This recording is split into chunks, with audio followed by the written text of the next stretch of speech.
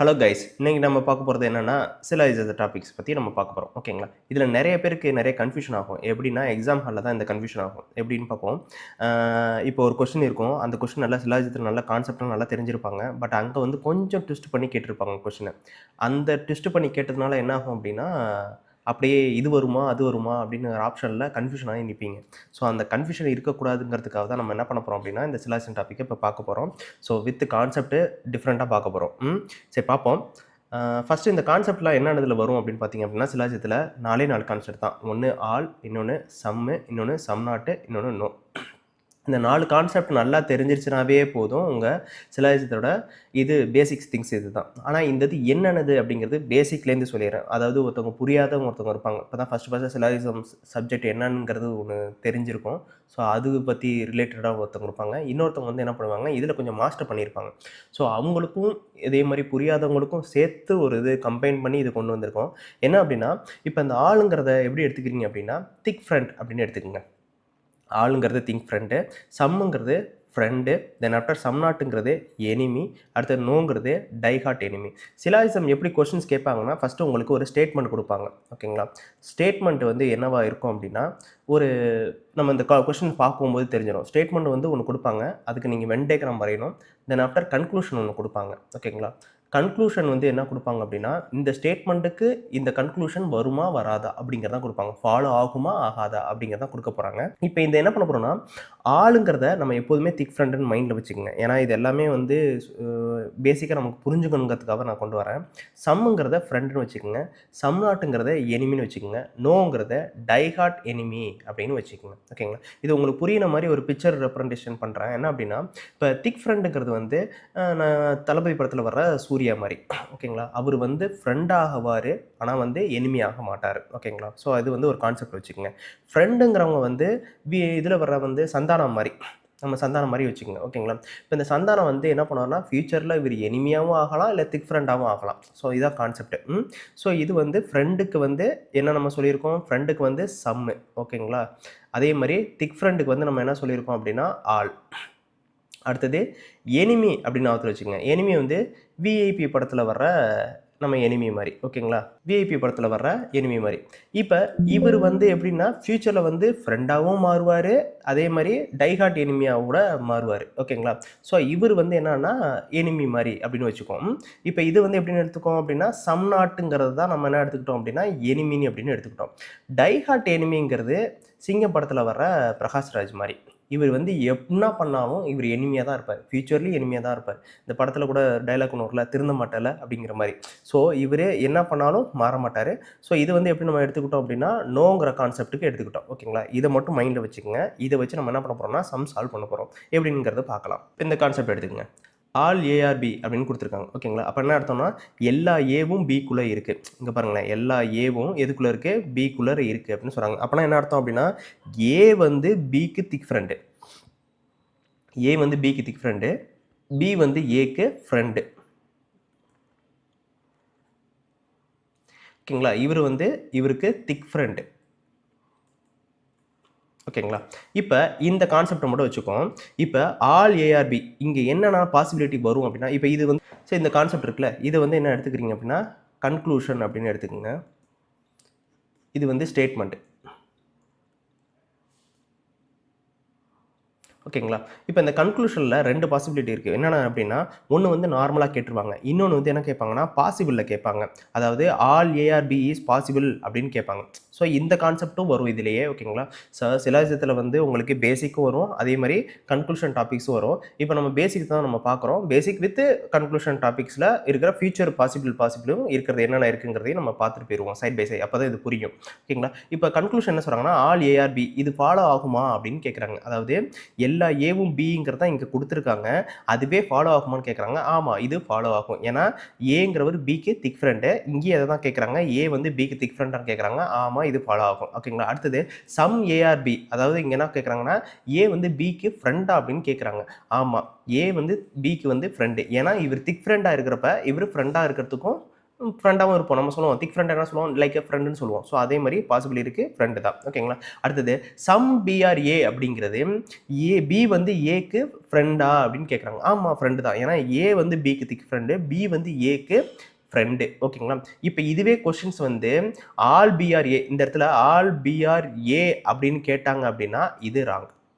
நார்மலாக கேட்டா ஓகேங்களா? இந்த இடத்துல இது மாதிரி கேட்டிருந்தாங்க, நார்மலாக கேட்டிருந்தாங்கன்னா இது ராங். ஏன்னா வந்து பி வந்து ஏக்கு என்ன வேணும், ஃப்ரெண்டு தான் வேணும், திக் ஃப்ரெண்டு கிடையாது. ஓகேங்களா?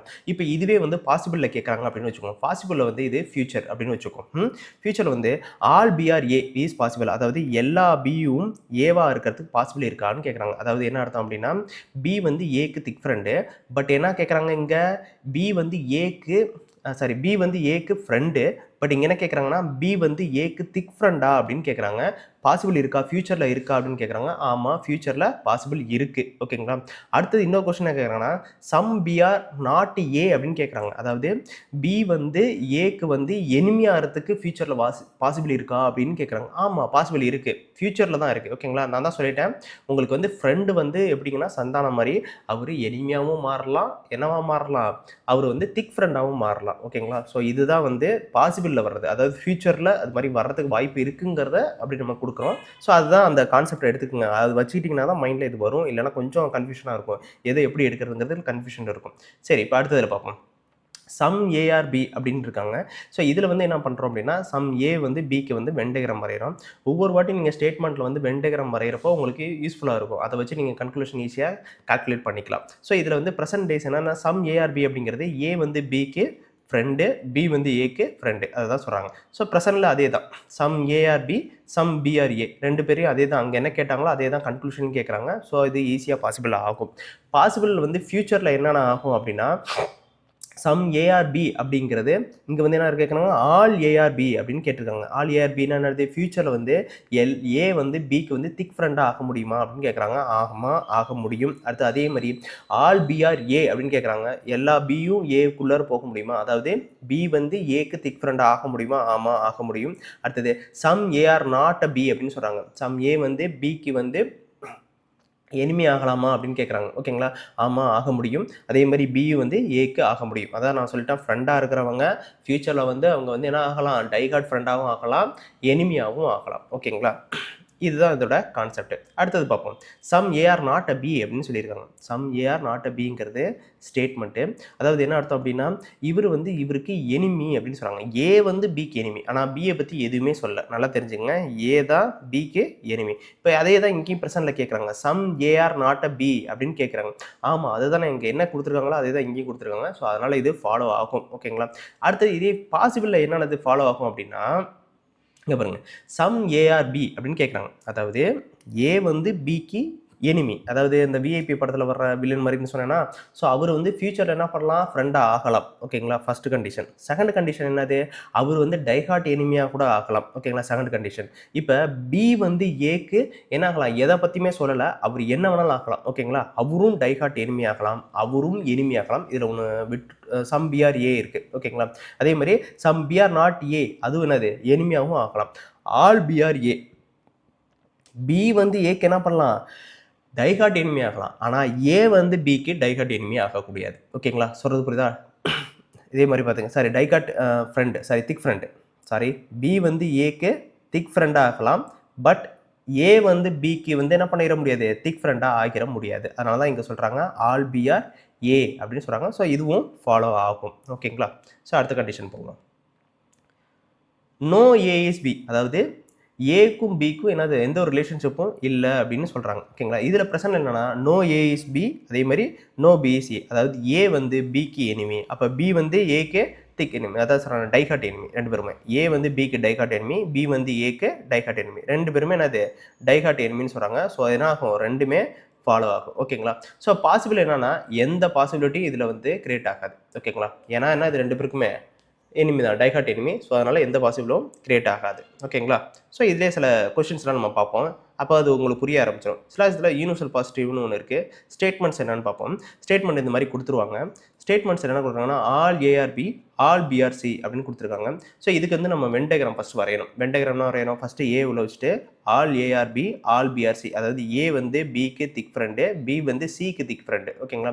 இப்போ இந்த கொஸ்டினில் கன்க்ளூஷன் என்ன கொடுக்குறாங்கன்னா ஆல் ஏஆர்சின்னு சொல்லியிருக்காங்க. அதாவது என்னன்னா ஏ வந்து சிக்கு திக் ஃப்ரெண்டான, ஆக்சுவலாக பாருங்களேன், ஏ வந்து பிக்கு திக் ஃப்ரெண்டு, பி வந்து சிக்கு திக் ஃப்ரெண்டு. ஸோ அதனால ஏ வந்து சிக்கு திக் ஃப்ரெண்டு. ஓகேங்களா? புரியுதா? எல்லாமே உள்ளுக்குள்ள இருக்கனால ஏ வந்து சிக்கு திக் ஃப்ரெண்டு. அடுத்து என்ன கேட்குறாங்கன்னு பாருங்களேன். சம் சிஆர் ஏ அப்படின்னு கேட்குறாங்க. இவங்க திக் ஃப்ரெண்டாக இருக்கிறப்ப சி வந்து இவருக்கு ஃப்ரெண்டாகவும் இருக்கலாம். ஸோ அதனால் கன்க்ளூஷன் 1ம் ஃபாலோ ஆகும், கன்க்ளூஷன் 2வும் ஃபாலோ ஆகும். So both 1 and 2 follow is a correct answer. அடுத்தது பாருங்களேன், யூனிவர்சல் நெகட்டிவ்னு சொல்லியிருக்காங்க. யூனிவர்சல் நெகட்டிவ்ங்கிறது நோ ரூல். ஓகேங்களா? ஸோ இதில் என்ன பண்ணிருக்காங்கன்னா ஆல் ஏஆர்பி, அதாவது எல்லா ஏவும் பிக்குள்ளே இருக்குது. அதாவது என்ன அர்த்தம், ஏ வந்து பிக்கு திக் ஃப்ரெண்டு, பி வந்து ஏக்கு ஃப்ரெண்டு. ஓகேங்களா? நோ பிஎஸ்சி அப்படின்னு சொல்கிறாங்க. அப்போ பி வந்து சிக்கு வந்து என்னது, எனிமி. ஓகேங்களா? ஸோ இதையும் கன்சிடர் பண்ணுறாங்க. இப்போ இதில் பாருங்களேன், நோ ஏசி, அதாவது ஏ வந்து பிக்கு திக் ஃப்ரெண்டு, அதாவது லைக் எப்படி எடுத்துக்கிறீங்க அப்படின்னா சூர்யா வந்து பிக்கு வந்து திக் ஃப்ரெண்டுங்கிற மாதிரி. ஓகேங்களா? அப்போ பிக்கு பிடிக்காதது சூர்யாவுக்கும் பிடிக்காதுல்ல. ஸோ அதே தான் திக் ஃப்ரெண்டு. எப்படின்னா பிக்கு பிடிக்கல, அவருக்கு எனிமினா இவருக்கும் எனிமிங்கிறதா கான்செப்ட். அப்போ ஏவுக்கு என்னது, சி வந்து எனிமி தான். ஓகேங்களா? அடுத்தது பாருங்களேன், சம் பிஆர் ஏ, அதாவது சம் பி வந்து ஏ. என்ன சொல்கிறாங்க, ஆல் ஏஆர்பிங்கிறது இங்கே டேரெக்டாகவே வந்துருச்சு. இவர் வந்து இவருக்கு என்ன வேணும், ஃப்ரெண்டு தான். ஸோ அதை தான் இங்கேயும் மென்ஷன் பண்ணுறாங்க. ஸோ இதுவும் ஃபாலோ ஆகும். அப்போ 1 and 2 போத் ஃபாலோ. ஓகேங்களா? ஸோ அடுத்தது பாருங்கள், பர்டிகுலர் பாசிட்டிவ்ஸ் அப்படின்னு சொல்லியிருக்காங்க. அதாவது சம் ஏஆர்பி அப்படின்னு சொல்லியிருக்காங்க. சம் ஏ வந்து பிக்குள்ளே இருக்குது, ஆல் பி வந்து சி அப்படின்னு சொல்கிறாங்க. எல்லா பியும் எதுக்குள்ளே இருக்குது, சிக்குள்ளே இருக்குது அப்படின்னு சொல்கிறாங்க. சம் ஏஆர்சி அப்படின்னு எடுத்துக்கோம். சம் ஏ வந்து சி, அதாவது இங்கே பாருங்களேன், இவர் வந்து இவருக்கு திக் ஃப்ரெண்டு, இவர் வந்து ஃப்ரெண்டு. ஸோ இதனால் இவங்க ரெண்டு பேருமே ஃப்ரெண்டாக இருக்கிறனால இவரும் ஃப்ரெண்டு தான். ஓகேங்களா? ஸோ அதனால் சம் ஏஆர்சிங்கிறது correct. All C is B அப்படின்னு சொல்கிறாங்க. எல்லா சியும் பிக்குள்ளே தான். இப்போ இதுதான் கான்செப்ட். நல்லா பாருங்களேன், பி தான் சிக்கு என்னது, திக் ஃப்ரெண்டு. சி வந்து பிக்கு திக் ஃப்ரெண்டு கிடையாது, இட்ஸ் அ ஃப்ரெண்டு. ஓகேங்களா? அப்போ இந்த இது ஃபாலோ ஆகாது. ஓகேங்களா? ஒன்லி ஒன் தான் ஃபாலோ ஆகும், இது ஃபாலோ ஆகுது. So only one is conclusions correct. ஓகேங்களா? ஸோ இது நல்லா தெளிவாக பார்த்துக்குங்க. ஏன்னா இந்த மாதிரி சம்ஸ் எல்லாம் நம்ம இதுக்கு அப்புறமேட்டு வர அடுத்தடுத்த செஷனில் என்ன பண்ண போகிறோம் அப்படின்னா டஃப்பாக இருக்கிற சம்ஸ் எல்லாம் பார்க்க போகிறோம். அதுக்கு இது ரொம்ப யூஸ்ஃபுல்லாக இருக்கும். இந்த கான்செப்ட் ரொம்ப யூஸ்ஃபுல்லாக இருக்கும். அடுத்தது middleman gap. So middleman gap அப்படிங்கிறது சம் ஏஆர்பி, அதாவது ஏ வந்து பிக்கு ஃப்ரெண்டு, பி வந்து சிக்கு ஃப்ரெண்டு. இங்கே பாருங்கள், சம் பிஆர்சி. இப்போ கன்க்ளூஷன் என்ன கொடுத்துருக்காங்கன்னா சம் ஏஆர்சி, அதாவது ஏலேருந்து சிக்கு வந்து சம் இருக்குது அப்படின்னு சொல்கிறாங்க. ஆக்சுவலாக என்னென்னா ஏக்கும் பி தான் ஃப்ரெண்டு, பி வந்து சிக்கு ஃப்ரெண்டு, ஆனால் திக் ஃப்ரெண்ட் இல்லை, எல்லாமே என்னது ஃப்ரெண்டு. அப்படி இருக்கிறப்ப ஏக்கு சி யாருன்னுங்கிறதே தெரியாது. ஸோ அதனால் என்ன ஆகும்னா சம் ஏஆர்சிங்கிறது ஃபஸ்ட் ஃபாலோ ஆகாது. ஓகேங்களா? செகண்ட் கண்டிஷன் பாருங்கள், நோ ஏஇசி. நோ ஏஇசி அப்படின்னா என்ன அர்த்தம்னா ஏ வந்து சிக்கு எனிமி, டைஹார்ட் எனிமி அப்படின்னு சொல்கிறாங்க. ஓகேங்களா? டைஹார்ட் எனிமியா அப்படின்னு சொல்கிறாங்க. அப்போ அந்த இதுவும் இங்கே வந்து எதுலையுமே மென்ஷன் பண்ணல, ரெண்டுக்கும் எந்த கனெக்ஷனும் இல்லை. ஆனால் இந்த குரூப்ஸ் வந்துட்டிங்க அப்படின்னா ஒரு ஃப்ரெண்டு அப்படின்னு ஒரு 2 பீப்புள் இருக்காங்கன்னா அதுக்கு ரெண்டு பாசிபிள் தான் இருக்குது. என்னென்ன பாசிபிள் இருக்குது, ஒன்று அவர் ஃப்ரெண்டாக இருக்கலாம், இல்லைனா அவர் என்ன இருக்கலாம், எனிமியாக இருக்கலாம். இந்த 2 கண்டிஷன்லாம் வரும். நல்லா பாருங்களேன், ஒன்று ஃப்ரெண்டு இருக்கும், இல்லைனா அது வந்து திக் ஃப்ரெண்டாக இருக்கும், இல்லை எனிமியாக இருக்கும், இல்லை டைஹார்ட் எனிமியாக இருக்கும். இந்த பாசிபிள் வந்துருச்சுல, ஃப்ரெண்டு வந்துடுது, எனிமி வந்துடுது. ஓகேங்களா? இது ரெண்டில் ஏதாவது ஒன்று தான் பாசிபிள் ஆகும். ஓகேங்களா? இப்போ என்ன சொல்கிறாங்கன்னா இந்த மாதிரி சம்மு நோ வந்துருச்சு அப்படின்னு பார்ப்போம். 2 பேர்த்துக்கும் எந்த ஒரு ரிலேஷன்ஷிப்பும் கொடுக்கல, ஏக்கும் சிக்கும் எந்த ஒரு ரிலேஷன்ஷிப்பும் கொடுக்கல, இந்த மாதிரி கண்டிஷன் வந்துருச்சு அப்படின்னா இது எதில் ஃபாலோ ஆகும்னா எய்தர் ஆர் ஃபாலோ ஆகும். எப்படின்னு பார்ப்போம். இப்போ எய்தர் 1 ஃபாலோ ஆகுதுன்னு வச்சுக்கோம். அதாவது ஏ, அது அவர் வந்து ஒன்று ஃப்ரெண்டாக இருக்கலாம், இல்லைனா அவர் என்ன பண்ணலாம், எனிமியாக இருக்கலாம். 2 கண்டிஷன் தான் இதுக்குள்ளே வரும். ஸோ இந்த மாதிரி கண்டிஷன் வந்துருச்சு அப்படின்னா நீங்கள் என்ன எடுத்துக்கணும், டேரெக்டாக எய்தர் 1 or 2 ஃபாலோ அப்படின்னு எடுத்துக்கணும். இதே மாதிரி சம்ஸ் ஃபர்தர் மோஸ்ட் வர வீடியோஸ் எல்லாத்தையும் நம்ம பார்ப்போம். எப்படி இதை டிஃப்ரென்ஷியேட் பண்ணுறதுன்னு பார்ப்போம். இதிலே எய்தர் ஆர் கண்டிஷனும் இருக்குது, அதையும் நம்ம ஒன்று நம்ம பார்ப்போம். ஓகேங்களா? இதில் நெகட்டிவ் லேப்ஸ் ஓவர்லேப் என்னன்னு பார்ப்போம். இப்போ பாருங்களேன், சம் ஏஆர்பி ஏ வந்து பி அப்படின்னு சொல்கிறாங்க. சம் ஏஆர்பி ஏ வந்து பிக்கு ஃப்ரெண்ட்னு சொல்கிறாங்க. நோ பிஇசி, அதாவது பி வந்து சிக்கு வந்து எனிமி அப்படின்னு சொல்கிறாங்க. அதாவது என்ன எனிமி, டைஹார்ட் எனிமி அப்படின்னு சொல்கிறாங்க. ஓகேங்களா? இப்போ சம் ஏஆர் நாட் சி அப்படின்னு சொல்கிறாங்க. அதாவது என்னது, இவங்க 2 பேரும் ஃப்ரெண்டாக இருக்கிறப்ப என்னாங்கன்னா இது வந்து இவருக்கு வந்து எனிமையாக இருக்குன்னு சொல்கிறாங்க. அப்போ இவர் வந்து என்ன பண்ணுவார், இவர் டைஹார்ட் எனிமி. அப்போ இவர் வந்து இந்த பாட்டு இருக்குல்ல, இந்த பாட்டு வந்து எனிமையாக இருக்கிறது வாய்ப்பு இருக்குல்ல. ஸோ அதனால் என்ன சொல்கிறாங்கன்னா ஃபர்ஸ்ட் ஒன் ஃபாலோ ஆகும். அடுத்து என்ன பண்ணுறாங்க, சம் சிஆர் நாட் பி, மொத்தமாகவே எனிமையாக இருக்காங்க, ஓகேங்களா? டை ஹார்ட் எனிமியா இருக்கப்ப, அப்ப சி வந்து என்னவா இருக்கலாம்? எனிமியா இருக்கலாம்ல. ஸோ இதான் அங்க concept. Some C are not பிங்கிறது கரெக்ட். அப்ப போத் 1 அண்ட் 2 ஃபாலோ. ஓகேங்களா? 2மே ஃபாலோ ஆகும். ஸோ அப்ப நம்ம இப்போக்கி இந்த ஒரு செக்ஷன்ல இதுவரையும் தான் நம்ம பார்த்துருக்கோம். இதுக்கப்புறமேட்டுக்கு இதில டஃபஸ்ட் சம்ஸ் எல்லாத்தையும் ஒண்ணு ஒண்ணா நம்ம பார்ப்போம். ஃபர்ஸ்ட்டு இது புரியுதான்னு பாருங்க. புரியலன்னா ரிப்பீட்டடா 2, 3 வாட்டி பாருங்க. அப்பதான் அந்த இது புரியும். ஏன்னா இந்த கான்செப்ட் இது புதுசு. ஓகேங்களா? ஃப்ரெண்டு, எனிமிங்கிறத வச்சிருக்க கான்செப்ட் வந்து புதுசு. யாருமே இன்ன வரை இன்ட்ரோடியூஸ் பண்ணல சிலாஜிஸத்துல. ஸோ சிலாஜிஸத்துல என்ன பண்ணுவாங்கன்னா, மோஸ்ட்லி வந்து வென் டயகிராம் மட்டுமே வச்சு எல்லாமே சால்வ் பண்ணிருவாங்க. இது வரும், அது வரும்னு சொல்லிருவாங்க. வென் டயகிராம் வைக்கும்போது சம்டைம்ஸ் என்ன ஆகும்னா ப்ராப்ளம் வரும். ஏன்னா இது வருமா அப்படிங்கிற கன்ஃப்யூஷன்லேயே விட்டுட்டு வந்துருவோம். ஸோ இப்போக்கி இது கான்செப்ட்டே இது புது கான்செப்ட். இதை கொஞ்சம் பார்த்து புரிஞ்சுக்கிட்டீங்க அப்படின்னா, இதை வச்சு நம்ம என்ன பண்ணலாம், பாசிபிள் டயகிராம் பார்க்கலாம். Then after only few, only அந்த மாதிரி கான்செப்ட் எல்லாமே இதில் வச்சே நம்ம பார்த்துக்க முடியும். ஸோ அதனால தான் இது ஃபஸ்ட்டு புதுசாக இருக்கிறவங்களுக்கு இது கொஞ்சம் டஃப்பாக தான் இருக்கும். பட் இது ஆல்ரெடி நோவிங், அதாவது இதை பற்றி தெரிஞ்சிருக்கும், சிலாஜிஸை பற்றி தெரிஞ்சிருக்கும் உங்களுக்கு. இதை கொஞ்சம் அண்டர்ஸ்டாண்ட் பண்ணிக்கிட்டீங்க அப்படின்னா உங்களுக்கு இது ஃப்ரீயாக இருக்கும். ஏன் பாசிபிள் இங்கே வருது அப்படிங்கிறது உங்களுக்கு ஃப்ரீயாக புரிய ஆரம்பிச்சிடும். ஓகேங்களா? நெக்ஸ்ட் வீடியோவில் இதை பற்றி டீட்டெயில்ஸாக நம்ம பார்க்கலாம். Thank you guys.